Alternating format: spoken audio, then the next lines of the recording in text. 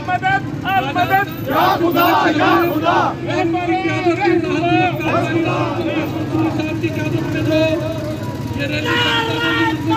المدد المدد یا خدا یا خدا الجهاد الجهاد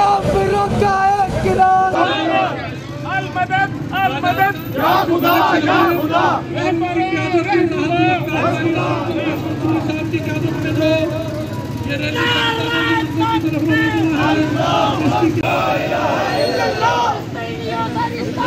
خدا یا خدا الجهاد الجهاد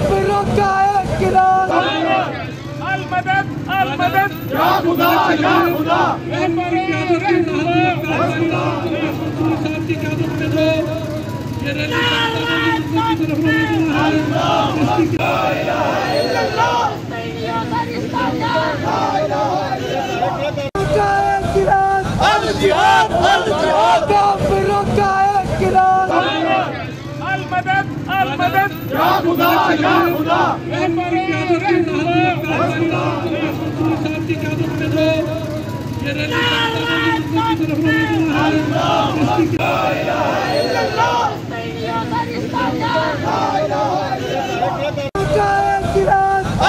الجهاد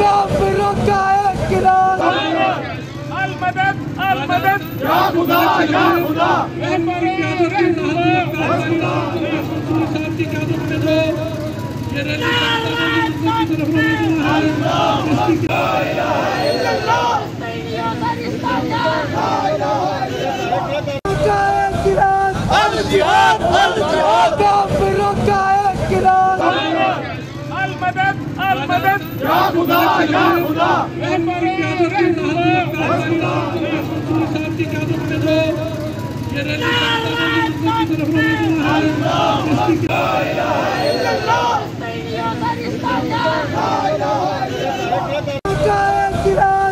الجهاد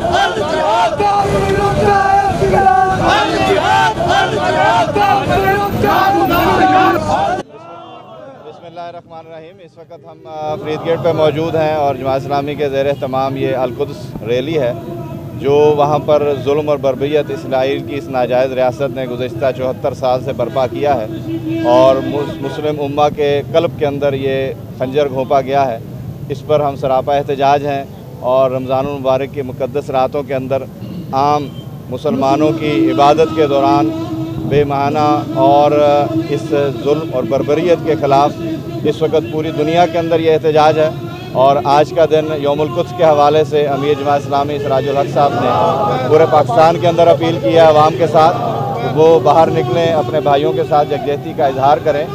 اس کے ساتھ ساتھ یہ ہمارے ایمان کا بھی تقاضا ہے کہ القدس کی اور قبلہ اول کی حفاظت کے لیے ہم کھڑے ہوں، باہر نکلیں اور اس وقت مسلم امہ کے ان بے حمیت اور بے غیرت حکمرانوں کو بھی پاکستان کی عوام کے یہ نوجوان یہ پیغام دے رہے ہیں کہ ہم کسی قیمت پر بھی القدس کی آزادی کے حوالے سے کسی کمپرومائز کے لیے تیار نہیں ہیں، اور جو اقوام مسلم کی افواج ہیں اور جو حکمران ہیں ان کو بھی ہم یہ کہتے ہیں کہ جو اسلحہ اور جو چیزیں تیار کی ہیں وہ آخر کس وقت کے لیے ہیں۔ ایٹم بم کو کیا ہم نے عجائب گھر کے اندر رکھنا ہے؟ یہ جو 4-4.5 ہزار کلومیٹر کی رینج کے میزائل بنائے ہیں یہ کس لیے بنائے ہیں؟ آج قبلہ اول خطرے میں ہے۔